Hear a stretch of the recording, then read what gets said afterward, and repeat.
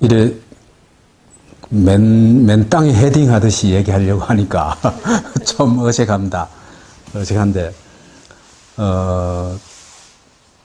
아마도 우리 사회에 대해서 좀 이제 깊은 애정을 가지고 있는 분들은 이번 선거를 보고 굉장히 큰 실망을 안 했겠나 하는 생각이 듭니다. 도대체 성완종 리스트 같은 정권의 핵심 세력들이 다 포함된 부패 스캔들에도 불구하고 새누리당이 완승을 하는 이런 현실에서 선거를 해본들 무슨 소용이 있겠느냐. 그래서 그렇다고 지금 뭐 어떤 이 정권을 뒤엎을 만한 또는 우리 체제를 뒤엎을 만한 그런 뭐 움직임이 있는 것도 아니고 그러다 보니까 굉장히 큰 어떤 앞이 안 보이는 그런 아마 분위기가 많은 것 같습니다. 제 느낌에. 근데 이제 이런 분위기에서 이제 그래도 뭐 좀 뭐라고 할까 우리 이 야권의 또는 진보적인 쪽의 사람들이 다 절망하고 있는데도 불구하고 그래도 희망을 찾아보자는 사람도 극히 소수 있기는 있습니다. 근데 저는 뭐 우리 사회가 꼭 앞길이 밝다 이렇게 생각하지는 않지만은 지금 일어나는 일들을 이렇게 좀 냉정한 눈으로 볼 것 같으면은 꼭 비관적이지만 않다 그런 생각을 합니다. 한 가지 이제 가까운 예를 들 것 같으면은 박근혜가 이제 이번에 남미 갔다 왔죠, 그죠? 남미 갔다 와서 거기 가서도 이제 온갖 패션쇼 다 하고 왔죠, 그죠? 다 하고 왔는데 남미 갔다 와가지고 청와대에서 발표한 게 뭐 어디가 아프다 그랬죠. 아프다 그랬는데 한 사람이 몇 사람들 만나고 와가지고는 하는 얘기가 박근혜 아프다 하는 그 다 꾀병이라 하더라 사람들이. 이래요. 할머니가. 그 얘기 듣고 내가 이건 정말 희망이다 싶었어요. 이건 말하자면은 대구가 수구꼴통의 본거장 아닙니까, 그죠? 그리고 수구꼴통의 주력이 60대 이상 대구 경북 사람들 아닙니까, 그죠? 이 사람들한테서 박근혜는 거짓말을 밥 먹든 하고 있다는 걸 이 사람들이 이제는 알기 시작했다는 겁니다. 저는 그거는 저는 대구 살지 않습니까? 그죠? 대구 살다 보니까 대구 사람들이 특히 60대, 50대도 거의 비슷합니다만은 60대 사람들이 박정희와 박근혜에게 갔던 태도하고는 굉장히 다른 태도입니다. 전에는 박근혜가 여튼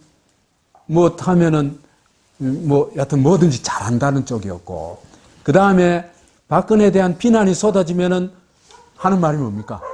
박근혜한 불상낙 하는 거거든요. 그런데 이제 박근혜 2년을 좀 지나고 나면서 박근혜 저게 거짓말을 참 밥 먹듯이 하는구나 하는 걸 사람들이 느끼기 시작했다는 생각이 듭니다. 그래서 우리 사회에서 이거는 무슨 얘기냐 하면은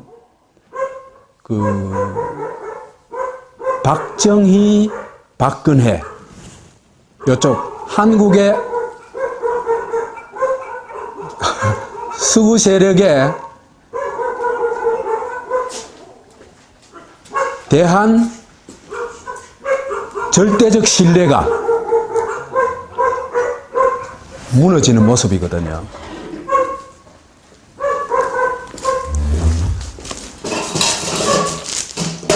그래서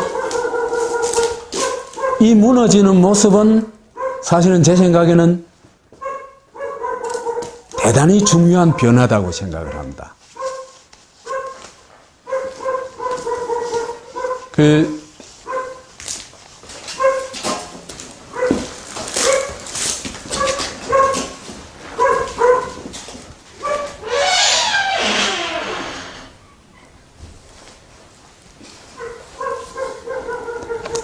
너무 과민한 반응 아니냐고 얘기하실지도 모르겠습니다만, 저는 그런 눈에 딱 보이지는 않지만은 그런 흐름이라는 게 굉장히 중요하다고 생각을 하거든요.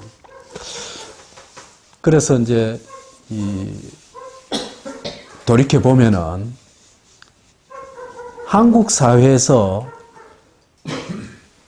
그 수구 세력이라고 하는 수구 세력이란 말도 사실은 좀 부적절한 말입니다. 부적절한 말인데 일반적으로 그래 쓰니까 저도 그냥 그 말로 쓰겠습니다. 이 수구 세력들이 가지고 있는 대중사회에서의, 한국 사회에서의 어떤 이 정당성이라고 할까, 지지라고 할까, 그 근원이 뭐였습니까? 친일했는 거 그거 아니지 않습니까? 그죠? 독재했는 거 아니지 않습니까? 그죠? 그러면은 저 사람들이 유일하게 가지고 있었던 지지 기반이라는 게 박정희 신화였거든요. 박정희 신화였고 그 박정희 신화의 핵심은 뭡니까? 경제성장이었거든요. 그런데 이 박정희 신화 또 경제기적이라는 이 신화를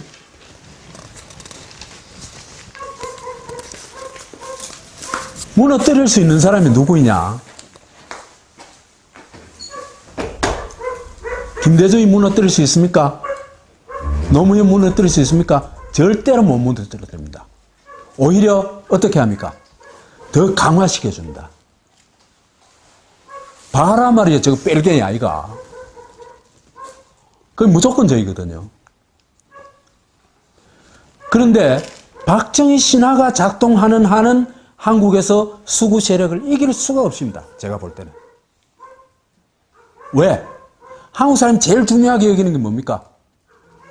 경제 아닙니까? 그죠? 말이 그럴듯하게 해서 경제지, 그죠? 딱 부러지게 말하면 뭡니까? 돈 아닙니까? 그죠? 한국 사람들은 지금 거의 돈의 그 구조가 그렇게, 한국 사람이 원래 그런 성향을 가지고 있다는 게 아니라 구조가 그래 되어 있습니다. 돈에 환장하게 되어 있습니다. 한국 사람들이. 왜 그러냐 하면은 한국 사회에서는 모든 것을, 거의 모든 것을 가게가 부담해야 되거든요. 집에서 부담해야 되거든요. 그러면은 이런 조건 속에서 경제를 좀 낫게 해줄 사람한테 거의 무조건 표를 찍는 겁니다.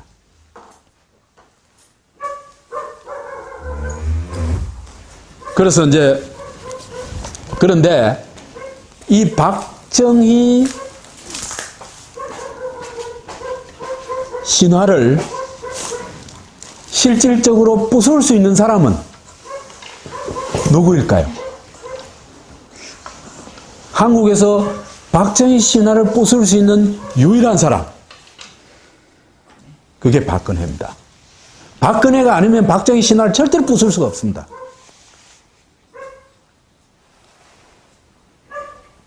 그런데 박근혜가 정권을 잡고 난 다음에 박정희 신화를 엄청나게 많이 부쉈습니다. 2000년도에요. 여론조사를 보면은 우리나라에서 역사상 5000년 역사상 최고의 인물은 가면요. 박정희가 1위였습니다. 몇 프로 나왔냐? 20% 나왔습니다. 그 다음에 역대 대통령 중에서 제일 잘한 사람 그러면 이건요. 80% 나왔습니다. 그게 맞냐 안 맞냐는 중요하지 않죠. 그죠? 한국 사람들이 어떻게 생각하냐는 게 중요한 거죠. 그런데 지금 한 몇 년 사이에 그지? 그 박정희 신화가 어느 정도로 떨어졌냐면 30%까지 80%에서 30%까지 깨졌습니다.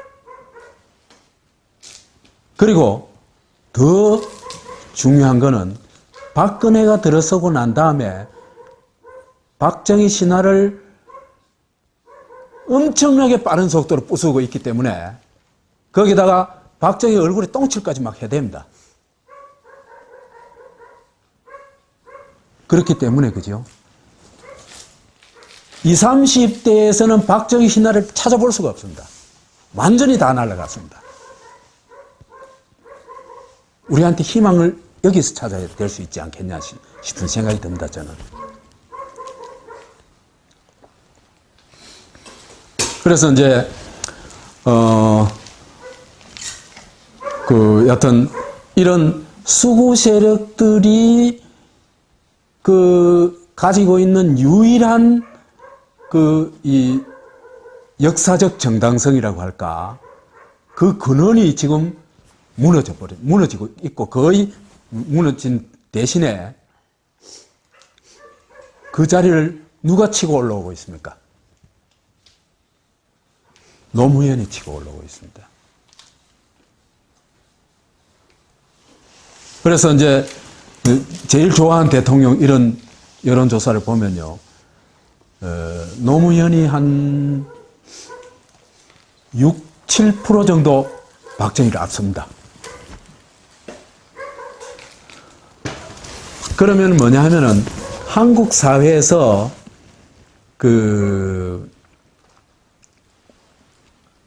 역사적 정당성이 이제는 과거의 경쟁 성장이 아니라 탈권위, 민주주의 이런 쪽으로 옮겨가고 있다는 겁니다. 그래서 이 거대한 변화를 보는 게 중요하다. 그건 우리 눈에 딱 들어오지는 않아죠. 그죠? 그렇지만 세밀하게 들여다보면 그런 변화가 보입니다. 그런데 그러면은 이번 선거에 왜 깨졌냐? 그것도 새정치 입장에서는 4대 빵으로 왜 깨졌냐? 그거거든요. 저는 이번 선거는 깨질 수밖에 없는 선거라고 봅니다. 깨질 수밖에 없는 선거라고 보는데, 그 핵심적인 이유는 몇 가지 있겠습니다만, 기본적으로 여러분들 잘 기억을 한번 해보십시오. 보궐선거에서, 그죠? 지금의 야권. 이긴 적이, 그죠? 거의 없습니다. 노무현 정권 때는 23대 빵으로 졌습니다. 기억나시죠? 그죠? 보궐선거 했다 하면 다 깨지는 겁니다. 왜 깨집니까? 투표율입니다. 핵심은. 투표율이, 보궐선거의 투표율이 평균 한 35%쯤 안 됩니까? 그죠? 35%쯤 되면은 50대 이상의 결정권이 한 80% 돼버립니다. 그 게임에서 이길 도리가 없습니다. 거기다가 이번 선거는 특히나 야권이 완전 분열돼가 치렀죠. 그래서 이런 싸움에서 이긴다면 그거는요, 이런 싸움에서 만약에 이긴다면 다음 총선은 그건 게임도 안 되게 이기는 겁니다. 문제는 이제 지금 우리한테 과제는 있긴 있거든요. 야권이 그 자기 혁신을 하고 재통합을 해야 된다는 건 그건 뭐 틀림없는 얘기예요. 틀림없는 얘기지만은 참 그게 슬픈 일인데 지금 야권에 그죠? 이거 정말 슬픈 일이에요. 제가 그죠? 제가 새누리당이 선거 때 분열되는 모습 봤습니까? 한 번도 못 봤죠? 절대 분열 안 됩니다. 그 다음에 새누리당이 어떤 캐치프레이즈를 내건다든지 이런 언어 능력이 있잖아, 그죠? 새정치보다 훨씬 앞섭니다.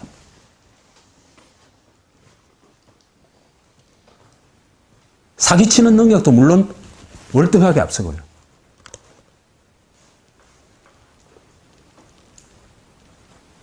그 다음에 또 이건 참 슬픈 얘기인데 새누리당이 그제 대통령 후보를 적어손으로 뽑아놔 놓고 꺼내려는 모습 봤습니까? 절대로 안 그럽니다. 걔들은 위기 앞에서 그제 그 위기를 돌파할 능력이 있습니다. 새정치연합이야.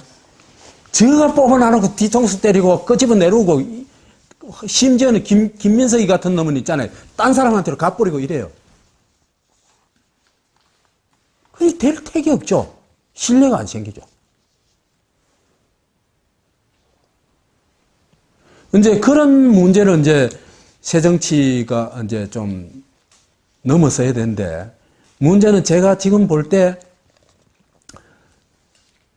새정치에 그런 걸 넘어설 수 있는 역량과 의지가 있는 사람이 없는 게 그게 참 실망스러운 겁니다. 그래서 이제 이 문재인을 이제 대표적으로 보게 될 것 같으면은 문재인은 선한 사람이죠, 그죠? 그렇지만 문재인한테 결정적인 문제가 두 가지 있어요. 하나는 선의지가 없습니다. 자기는 선하지만 그 선한 걸 그죠? 선한 선의지의 첫 번째는 뭡니까? 선의지의 첫 번째. 선의지를 가진 사람의 첫 번째 나타내는 그 사람의 어떤 이 태도라고 할까? 그런 건 뭡니까? 악에 대한 분노입니다. 그죠? 내가 선한 것만으로도 있잖아요. 그죠? 선하지만은 예를 들어서 이제 박근혜가 저리 안 놉니까? 그죠? 아이고, 네 마음대로 놀아라. 이렇게 하면 안 되는 겁니다.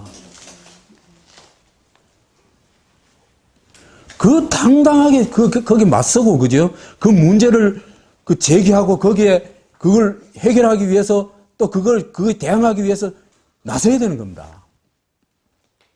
문재인이 그 선의지가 없는 겁니다, 지금. 문재인 보고 권력 의지가 없다?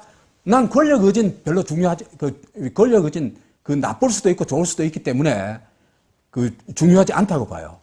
난 사람한테 그 사람이 진짜 좋은 사람인가 안 좋은 사람인가의 핵심은 그죠? 선의지라고 봅니다. 그랬을 때 지나갈 때 그죠? 한 사람이 두드려 맞고 있는데 그죠? 뭐 또 무서워 피하나 뭐 어쩌고 그러고 가보면 왜 됩니까? 그 사람 맞아 죽을지도 모르는 일인데. 그죠? 그래서 이제 저 사람은 그 국가의 지도자가 돼서는 안 되겠다. 왜 그러냐면요. 한 나라의 지도자는 그 선의지를 발휘해야 될 그 국면이 그지 너무나 많이 나타납니다. 늘 그걸 대해야 됩니다. 그지? 근데 그게 없는 사람이 무슨 대통령이 돼가지고 나라를 책임질 수 있냐. 그런 생각이 드는 거예요. 그 다음에 문재인이 가지고 있는 또 하나 이제 심각한 문제가 뭐냐 하면은 자기 브랜드가 없다는 겁니다. 문재인 가면은, 문재인이 추구하는 세상, 이런 뭔가, 그죠? 작더라도 그게 있어야 돼요. 자기 브랜드가. 없어요.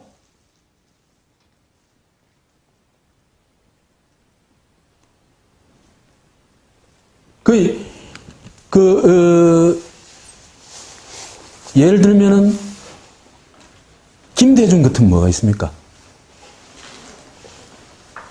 행동한 양심이었거든요. 그 민주주의자였거든요. 그건 확고해요. 그때 당시에는 이제 뭐 민주주의자라는 것도 굉장히 중요한 어떤 가치고, 그러니까. 노무현 건 뭡니까? 불의에 대한, 잘못에 대한 목숨을 건 도전이었거든요. 마지막까지 도전했거든요. 근데 이 사람한테는 우리가 정말 나라를 맡겨도 좋겠다 하는 그런 게 보이질 않은 겁니다. 그런 가치, 그런 선의지, 이게 보이질 않은 겁니다. 물론, 이제 이 문재인이 대통령 될 때, 이명박 같은 거대 사기도 안 치고, 박근혜처럼 또 저런 무능한, 저렇게 무능한, 정권은 아닐 겁니다. 그래보다는 훨씬 낫겠지만은, 그래도 오늘날 우리가 정말 해결해야 될 과제들은 너무나 많은데, 그 과제를 정말 선의지를 가지고 약자들이 뭔가 말할 수 있고 뭔가 이득을 얻을 수 있고 뭔가 안정을 얻을 수 있는 그 무엇을 추구해낼 수 있는 힘이 있느냐? 그걸 기대할 수 없다는 겁니다.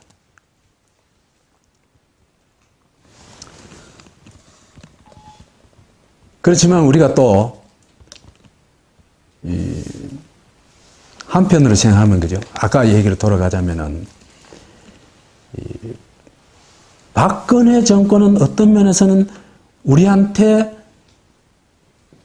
반드시 거쳐야 되는 정권이었는지도 모르겠습니다. 왜 그러냐 하면요.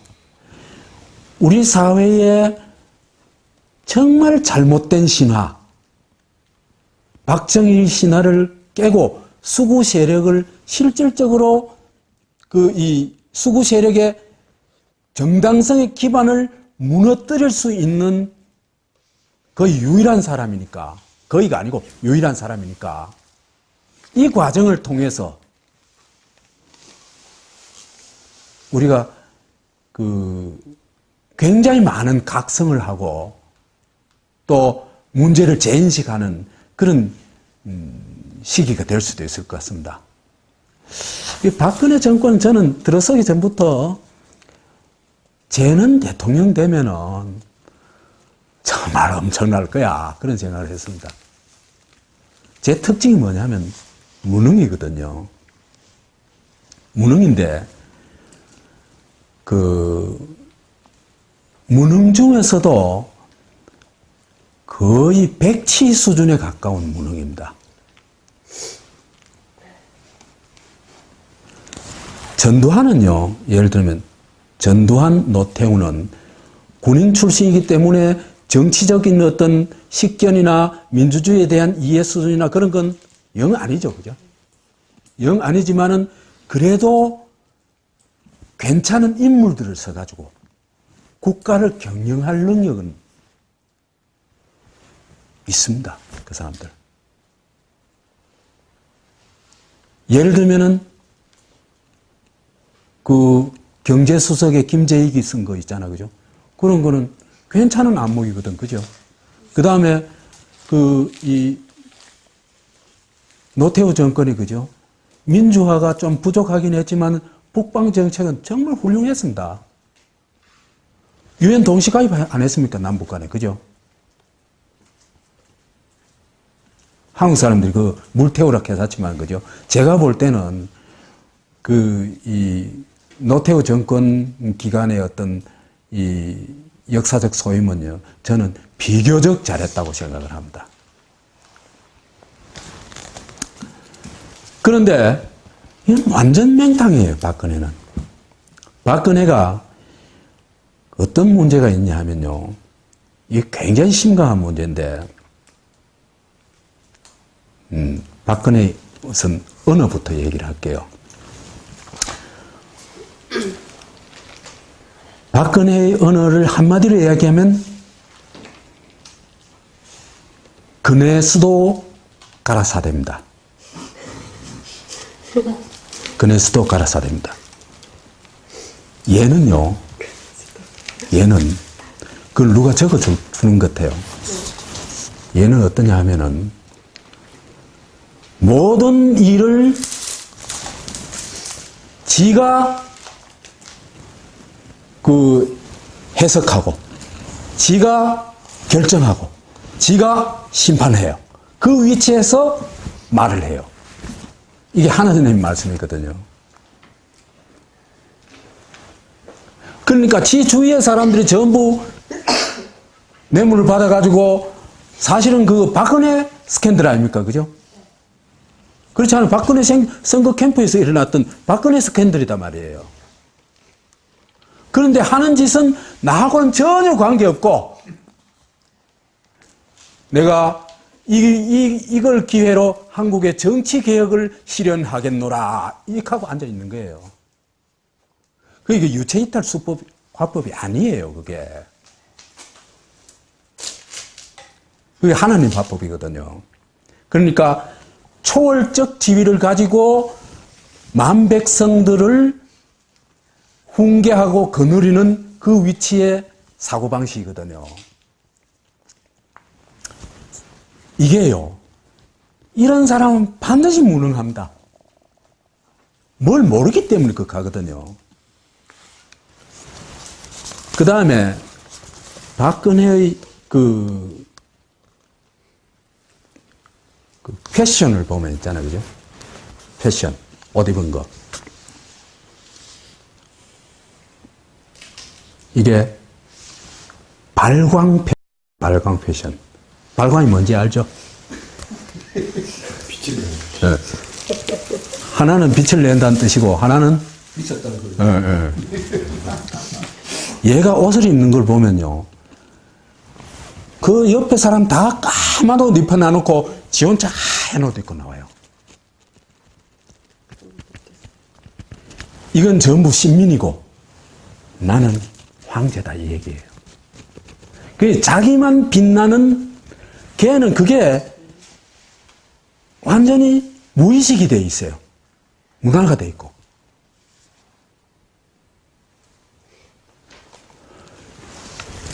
그러니까 얘는 이제 이 카멜레온 그치 있잖아, 그죠? 지가 좀 여론이 좋고 이럴 때는 발광 패션을 해요. 그죠? 근데 여론이 좀 안 좋고 그러면 어떻게 해요? 남하고 똑같이 입어버려요. 그 말 이해가지고, 그죠? 묻혀버리는 거라. 그러다가 이제 얘는 외국 나가고 싶어가지고 환장을 할 거예요. 왜? 왜 그래요? 발광 패션 할 수 있거든. 마음 놓고 할 수 있거든. 걔가 그런 수준의 애예요. 그러니까 그것도 있잖아. 절대 왕조 시대에, 절대 왕정 시대의 공주로 태어나가지고, 그죠? 모든 사람한테 떠받들려가지고 살면서 자기 혼자 돋보이고 하는 게 이게 생활화되고 문화화된 아이예요. 그러니까 그런 애가 뭘 알겠어요? 알 도리가 없지, 아무것도. 그러니까 수첩공주가 되는 거예요.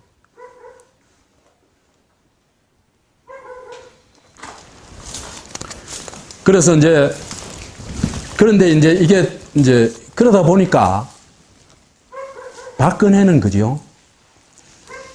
지 대신에 자기를 포함해서 국정을 컨트롤해 줄 사람이 필요해요. 그거 없으면 박근혜는 움직이지를 못해요. 왜? 아무것도 모르니까.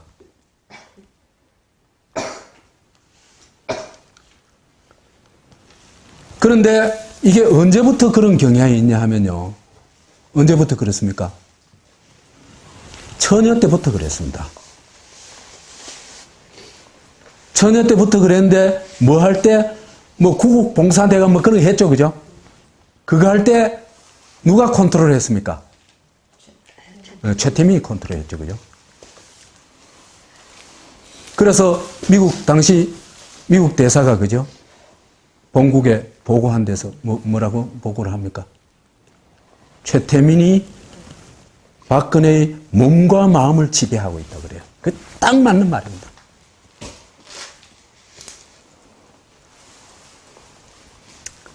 그러니까 이런 말하자면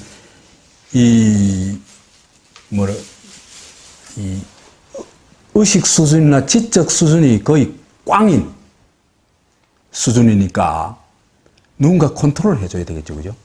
그 컨트롤 해준데 최고의 능력을 발휘한 사람이 누굽니까?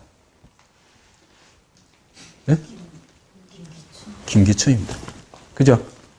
왜? 김기춘이가 왜 그 능력을 가지고 있습니까? 김기춘이가 그 능력을 가진 이유가 뭐였죠? 유신체제의 설계자죠. 그러니까 유신체제적인 마인드를 그대로 가지고 있는 겁니다. 그 사람. 그 다음에 또 하나는 이 사람이 그죠? 국정원의 대공 무슨 국장을 했고 국정에서 뼈가 굵은 사람입니다. 옛날 이제 정보부 그죠? 그 다음에 안기부. 그 다음에 뭘 했습니까? 검찰총장을 했죠. 그죠? 그러니까 우리나라의 정보수사의 두 센터를 컨트롤할 수 있는 사람입니다. 두 개를 컨트롤하면 그게 뭡니까? 공작 정치입니다. 그죠? 그래서 무슨 공작했습니까? 최동욱이 찍어내는 공작. 그죠?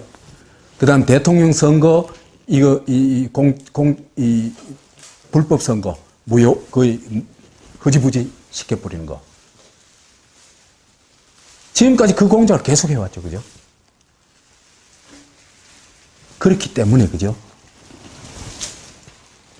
지금의 오늘날의 국가는, 그죠? 가장 기본이 관리 능력이 있어야 됩니다. 그렇겠죠. 그죠?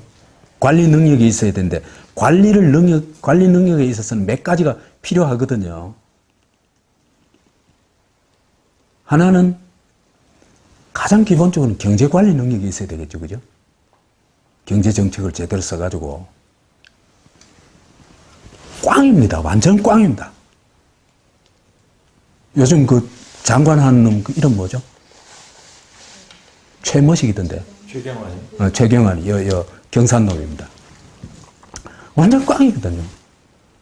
그냥 그놈 돈 퍼붓는 것 밖에 몰라요. 부동산. 예? 가격 올리는 그 정책밖에 없어요. 경제 관리가 안 돼요. 그 다음에 위기 관리도 안 돼요. 지금 있잖아, 그죠? 이게 이제 미국과 일본이 이번에 이제 재팬 그 가이드라인에 이제 합의했잖아, 그죠? 합의했는데 그게요 굉장히 위험한 겁니다. 진짜 위험한 겁니다. 왜 위험하냐 하면요. 미국이 필요에 따라서는, 미국이 지금 세계 패권 국가입니까? 그죠? 패권 국가인데, 그 패권에 도전하고 있는 나라가 이제 말하자면 중국 아닙니까? 그건 다 일반적으로 인정하는 거 아닙니까? 그죠? 그런데 미국이 세계 패권을 유지하는 데 있어 가지고 절대적으로 필요한 것이 뭐냐 하면은 동북아시아에 개입할 수 있어야 됩니다. 왜? 동북아시아가 이미 세계 경제를 리드하고 있습니다. 규모 면에서나 기술력 면에서나 중국 경제, 일본 경제, 한국 경제, 그죠? 한국 경제는 뭐 규모가 작다 하지만 그래도 세계 신매도 되거든요. 그러니까 이미 세계의 중심이, 그죠? 옛날엔 유럽이었죠, 그죠? 그죠? 그래서 유럽에서 그 패권을 잡으려고 1차 대전, 2차 대전 했죠, 그죠? 그러다 다 깨졌죠. 그죠? 그 다음 세계의 중심이 어디로 갑니까? 미국으로 안 갔습니까? 그죠? 지금 어디로 옵니까? 동아시아로 오지 않습니까? 그죠? 근데 이 동아시아에 개입할 수 있는 발판이 없으면 미국은 세계 패권을 잃어버리는 겁니다. 그건 당연합니다. 그런데 그죠? 동아시아의 발판을 유지할 수 있는 가장 중요한 키포인트가 뭐냐? 뭐 같습니까? 미일 동맹 그거 아닙니다. 북한입니다. 중동에 개입할 때 중동에 뭘 만듭니까? 표적을 만들죠. 그죠? 이라크를 악의 축으로 몰아붙이죠. 그렇죠. 그죠? 북한을 악의 축으로 계속해서 규정해 놔놓고 그렇게 몰아가야 동아시아에 늘 개입할 수 있고 세계 패권을 유지할 수가 있습니다.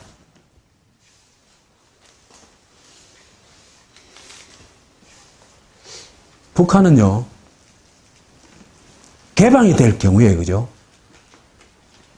제가 보기에는 북한 독재는 정말 심각한 문제예요. 그렇지만은 북한이 개방될 경우에는, 그죠? 중국이 이룬 경제 성장의 꼭 정도를 이룰 수 있다고 봅니다. 제가 볼 때는. 연평균 20% 성장은 어렵지 않게 달성할 수 있습니다. 그런데 절대로 북한이 개방하지 못하도록 차단해 놓습니다. 왜? 왜 그렇습니까? 미국한테 뭐가 필요해요? 사탄이 필요하다 이겁니다.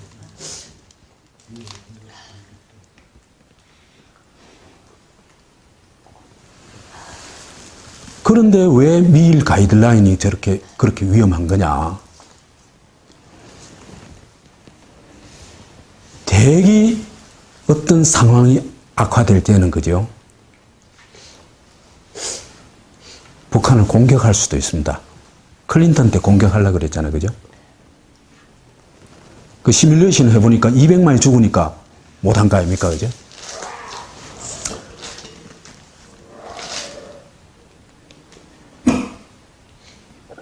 미국은요, 적의 이익이 담보가 되고 하면은 굉장히 교묘한 수를 써가지고 전쟁을 일으키고 그 무기를 엄청나게 이제 쏟아붓습니다. 그죠?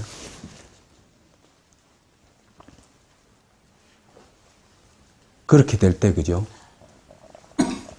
한국의 작전 통제권, 전시 작전 통제권 누가 가지고 있습니까? 미국이 가지고 있죠. 일본이 한반도 개입하는 거 일도 아닙니다. 아주 심하게 말하자면, 그죠? 한반도가 다시 일본의 수중에 들어갈 수 있어요. 여기에서 우리 한국인이 정말 현명해져야 됩니다.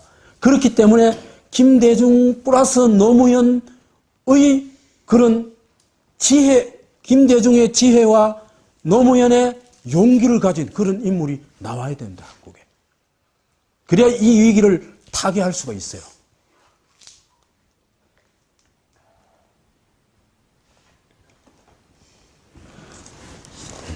여하튼 박근혜가, 이제 박근혜 얘기로 돌아갑시다. 박근혜가 그렇게 무능하기 때문에 우리한테는 굉장히 좋은 찬스를 주고 있다. 이런 얘기를 할 수 있습니다. 박근혜가 앞으로 한 3년 가까이 남았잖아요. 아직 그죠? 3년 가까이 2년 반 이상 남았는데 2년 반 이상 할 수 있는 거는 똥 싸는 일밖에 없습니다. 그 이외에는 할 도리가 없습니다. 그 능력이 안 됩니다. 그죠? 남의 말을 듣는 것도 능력이 있어야 됩니다. 그죠? 남의 말 듣는 거 그죠? 잘못 들으면 오해됩니까? 사기당하죠. 그죠? 그렇죠. 그죠? 그걸 사기치는 건지 안 치는지 분간할 수 있는 능력은 있어야 되고 그 사람 말을 들으면 어떤 결과가 나올지 시뮬레이션 할 수 있는 능력은 있어야 됩니다. 박근혜 팀 그 능력 하나도 없습니다. 그건 제가 확고하게 말씀드릴 수 있습니다. 이명박이는 사기칠 능력이라도 있습니다. 쟤는 그렇기 때문에 그죠? 위기 관리 능력도 안 되기 때문에 이명박이는 집권 기간 동안에 다 헤쳐모도 그죠? 정권 말기까지 그렇게 불안하지 이 지지도가 안 낮아졌어요. 근데 얘들은 그죠? 하는 짓마다 다 뽀록나.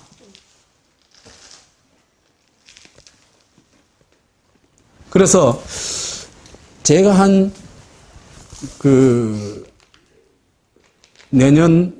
내후년쯤 가면은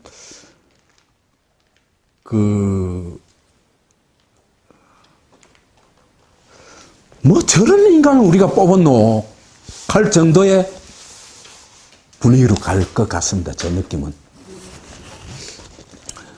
그래서 이게 우리한테는 중요한 어떤 변화를 가져올 수 있는 어떤 계기가 될 수도 있는데 문제는 이걸 살릴 수 있는 인물이 있냐 이거 아닙니까? 그죠? 누가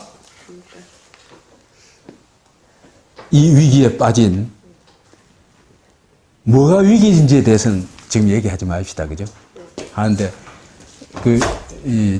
혹시 관심 가지신 분은 제가 했던 제 1강을 한번 최상천의 사람나라고 1강을 한번 들어보시면은 한국은 망하게 돼 있습니다. 빠져나갈 수가 없습니다, 지금. 근데 한국이 망하지 않고 가려면은 뭘 해야 되겠습니까? 그 혁명에 가까운 혁신을 해야 되겠죠, 그죠? 그렇죠, 그죠? 그런데 혁명에 가까운 혁신을 해야 되는데 기본적으로 세 가지 영역에서의 혁신이 필요합니다.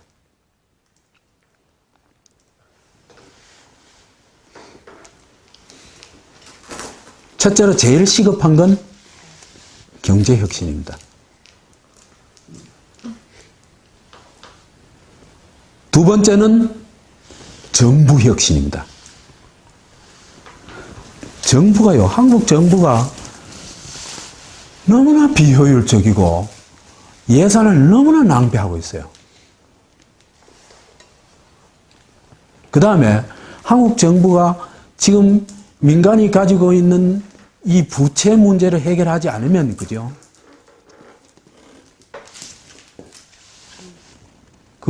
박근혜 정권 이내에 파산이 올 수도 있습니다.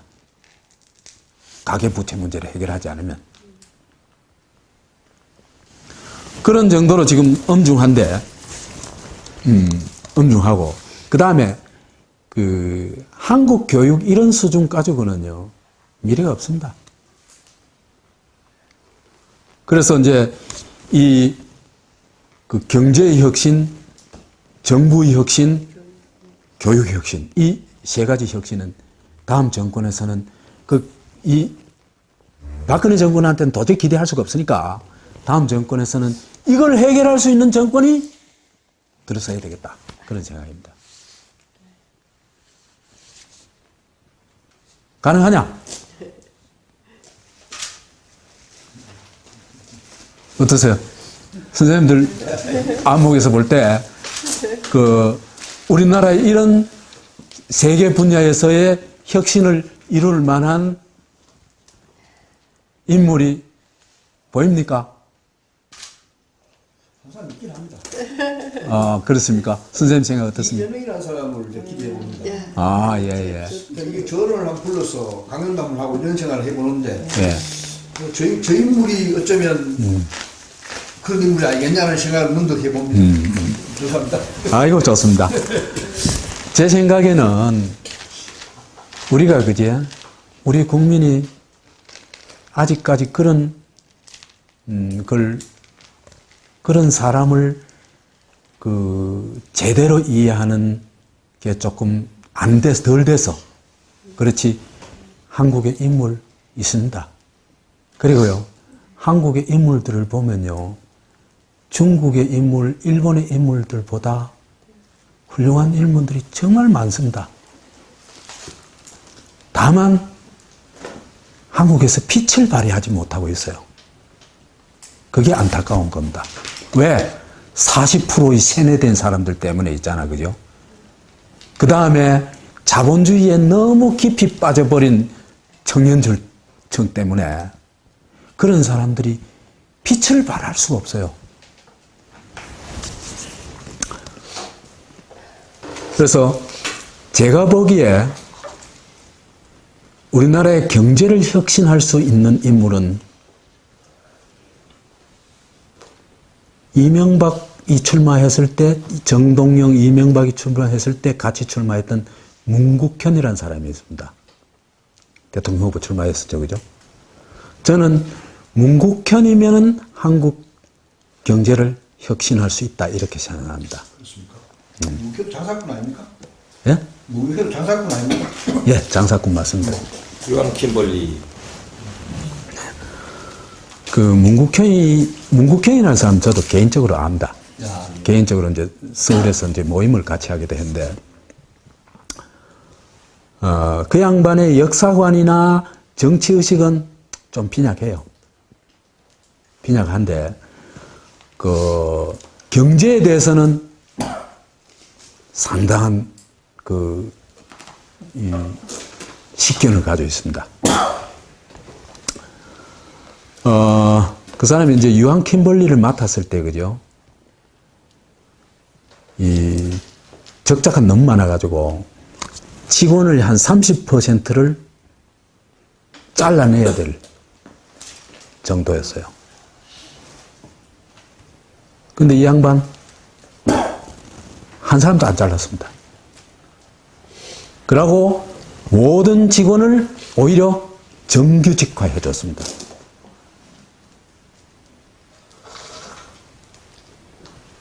그 다음에 기업 내에서의 평생교육이라 그래가지고 노동자 재교육을 실시했어요.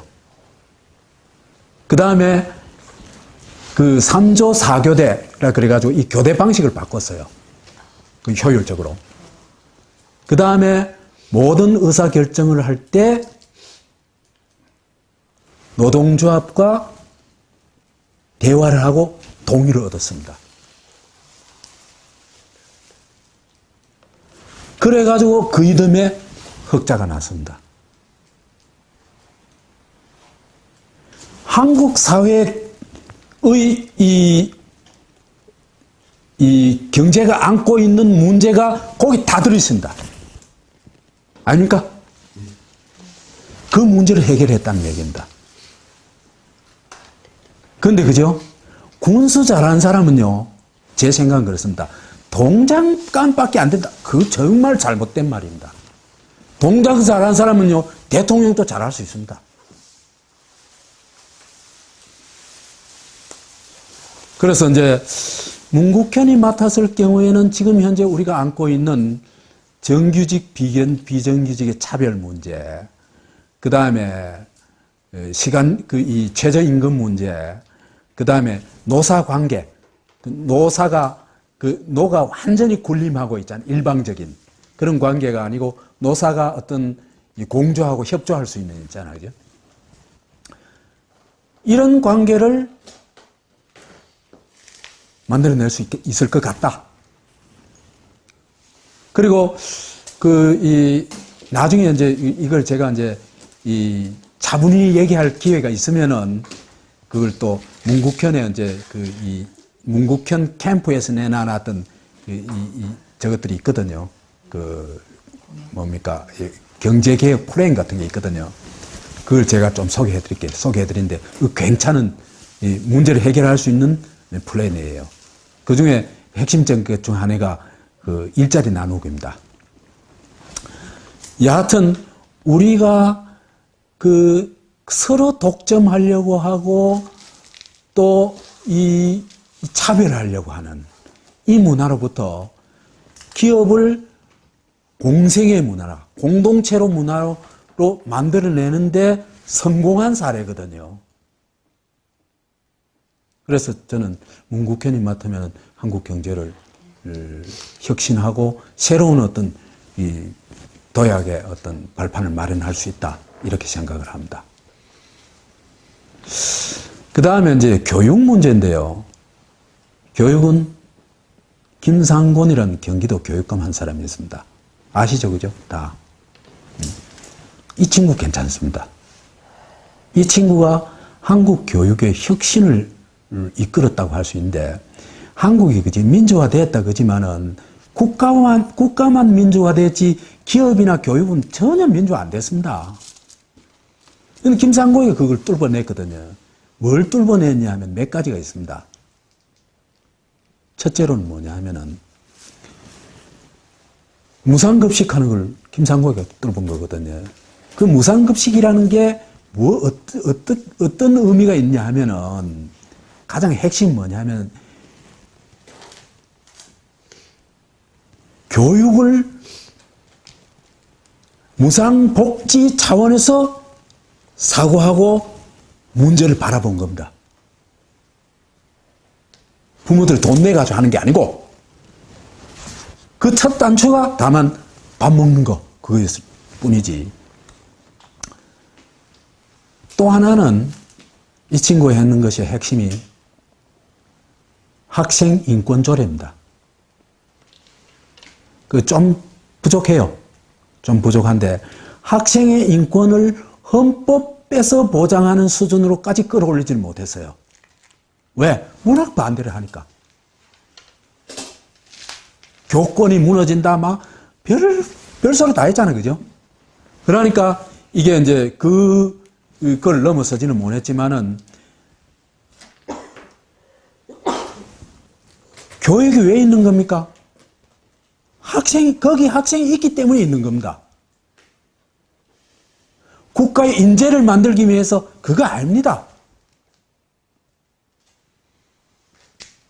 그래서 이제 학생들이 인권 주체로서 교육에 참여할 수 있고 또 교육에서도 어떤 대상이 아니고 하나의 주체로 인정하는 그런 말하자면 일대 전환이거든요. 그 다음에 또 하나는 혁신교육입니다. 혁신교육이라고 해가지고 이제 말하자면 학생들이 자기 취향에 따라서 선택을 할 수도 있고 그 다음에 어떤 주제를 일방적으로 던지는 게 아니라 학생들이 그 주제를 선택할 수 있고 그 다음에 그 문제를 직접적으로 풀어보고 토론하고 이런 과정에서 지식을 단순히 주입하는 게 아니라 주입된 대상이 아니라 지식을 생산하는 그런 학습 과정을 만들었거든요. 교육개혁의 핵심은 바로 그겁니다. 주입의 대상이 아니라 지식을 만들어가고 문화를 창출해내는 주체로서 학생들을 지원하는 겁니다. 그거거든요. 그런 과정에서 학생들이 이제 이 피동적인 그런 인간이 아니라 아주 이 능동적이고 주체적이고 자기 문제를 스스로 해결하고 마마보이가 아닌 사람으로 성장할 수 있거든요. 그래서 지금은 이제 그게 굉장히 중요한 하나의 그 흐름이 돼가고 있거든요. 그래서 이런 정도의 식견이라고 할 것 같으면은 한국 사회의 교육 개혁을 실현할 수 있겠다. 그런 생각이 드는 겁니다. 정부 혁신을 할 수 있는 인물은 역시 정부를 맡아가지고 혁신한 경험이 있는 사람이라야 안 되겠습니까? 그죠? 그냥 맡길 수는 없거든요. 그렇게 볼 것 같으면은 선생님 말씀하신 이재명에서 그런 가능성을 찾을 수 있을 것 같습니다. 우선 예산의 집행이 굉장히 투명하고 그런 걸 통해 가지고 그 예산 절약을 굉장히 많이 했고 그것만 해도 저는 한국 사회에서 굉장히 중요한 역할을 했다고 봅니다. 그래서 그걸 가지고 그 뭐 7천 몇백억 되는 부채를 뭐 1,500억 정도로 줄이고 1,500억 정도로 줄이고 그 다음에 그 행정에 불필요한 예산들을 줄여가지고 시민한테 돌려주는 시민 복지를 이제 실현을 하는데 가장 이제 가까이 와닿는 말하자면 시립병원을 만들려고 한다든지 또는 관립조리원 만들어가지고 이제 실제로 지금은 이제 아이들 출산 안 되는 게 참 심각하지 않습니까? 그죠? 그런 문제하고 또 연관해가지고 여하튼 이 정부에서 하지 않는 복지를 지자체 차원에서 그것도 예산을 절약해가지고 추구하고 있다는 것 자체가 놀라운 일이거든요. 그 다음에 이 공직자들의 이 인사 문제에 있어 가지고 굉장히 공정한 원칙을 가지고 시행을 하고 있단 말입니다. 그러면은 이런 정도라면은 한국 사회가 당면하고 있는 이 과제들을 많은 부분 해결할 수 있다는 걸 저 양반이 몇 년간의 성남시장 과정에서 보여주지 않았냐. 그런 생각을 하는 겁니다. 그래서 예컨대 한국의 지금 가계부채가 심각한 문제인데 그 다음에 정부 부채도 자꾸 늘어나고 있고 이 부채 문제도 이재명이 맡으면 상당 정도 해결할 수 있지 않을까 하는 생각이 듭니다. 이렇게 볼 때 이재명의 그 다음에 이재명이 문제를 해결하는 능력이 해결하는 방식이 어떻게 보면 좀 영악할 정도로 그 대중과의 소통 방식을 거치거든요. 예컨대 이제 이 시정부에서 어떤 이 복지 정책을 좀 실현하려고 하는데 그래서 이제 이 경로당 같은데 사람이 한 사람 좀 고용할 수 있도록 해가지고 그 예산을 지원하려고 하는데 새누리당이 반대한단 말이에요. 그죠? 그럼 이 양반은 어디 갔냐? 경로당이 찾아가 버려요. 나 이런 거 하려고 하는데 어떻게 생각하십니까? 왜 되겠어요? 뒤집어지죠. 나는 노무현이 이렇게 해야 됐다고 생각을 해요. 대통령이 돼가지고 있지 않습니까? 그죠? 국가보안법 천천히 바꿔도 돼요. 그 1, 2년 빨리 한다고 나라 확 바꿔지는 거 아니라요.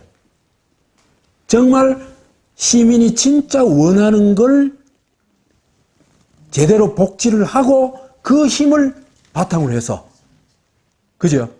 국가를 개조해야 됐어요. 근데 그게 거꾸로 가버렸어요.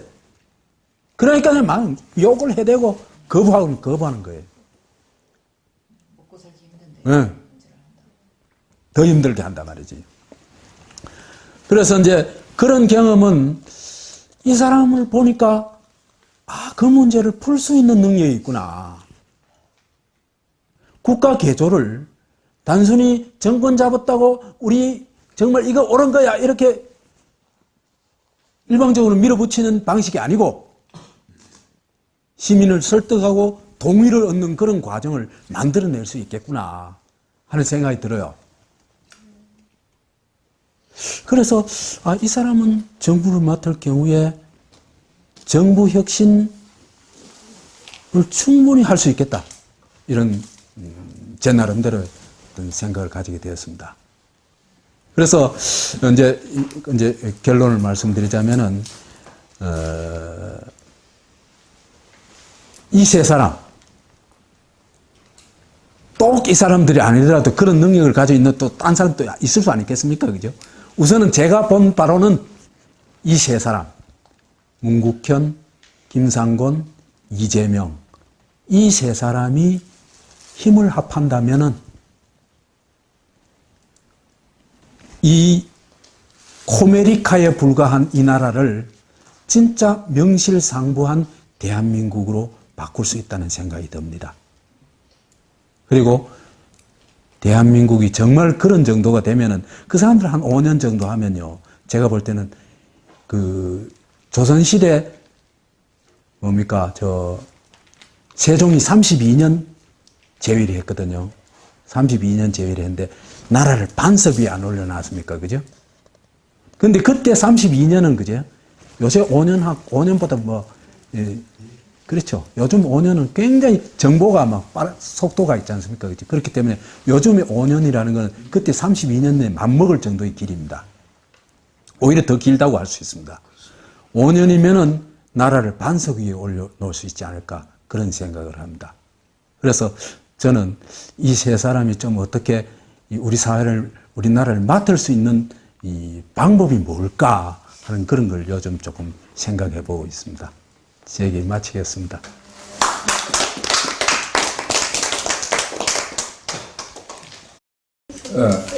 그 세 사람 선생님 생각을 가지고 하는 겁니까? 그 세 사람 한 자리에 한 모여가 어떤 얘기가 있었습니까? 제 얘기였지 않습니까, 지금까지. 그 세 사람을 이제 앞으로 추천해가지고 같이 이제 그 도모하자는 얘기입니까?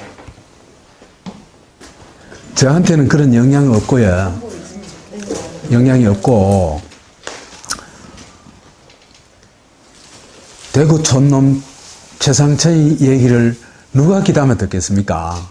저는 그런 것까지는 아니고, 그렇지만은 제가 볼 때는 길은 있다고 생각을 합니다. 길은 있다고 생각하는데, 그 세 사람 중에 누군가 대통령이 돼가지고 사람 쓰면 되거든요, 그거는. 그런 거 아니겠습니까, 그죠? 이제 제가 이런 구상을 할 수 있는데, 이런 생각을 할 수 있는 사람이 한둘이겠습니까? 그래서 저는 이제 기대하기는 언젠가는 이런 식의 얘기를 좀 더 아주 구체적인 어떤 이 사실에 근거해서 지금은 이제 대충 이제 한 얘기고, 그지? 해서 우리 사회에 좀 정식으로 얘기를 하게 되면은 그게 또 어떤 또 파급력이 있을지는 모르죠. 그렇죠. 예. 문국현 씨는 지금 선거법에 걸려서 출마 자체를 할 수 없습니다. 그 사람은 저는 이재호하고 붙어가지고 은평을에서 선거 당선이 됐지만 선거법 위반으로 아웃됐잖아요. 그 양반은 예를 들면은 사면복권이 되면 뭘까? 사명복권 저는 그 양반 대통령으로 깜냥은 안 된다고 생각합니다. 제가 이제 접해본 거로는 대통령은 그제 공량이 있어야 됩니다. 깜이 돼야 됩니다. 근데 그 양반은 저는 경제 관료로서는 훌륭한 일을 할 수 있다고 생각하지만은 대통령으로서는 역사 의식이나 이런 게 좀 부족해요. 그렇기 때문에 뭐 그 사람 뭐 피사건건이 없다 하더라도 뭐 별 관계 없습니다.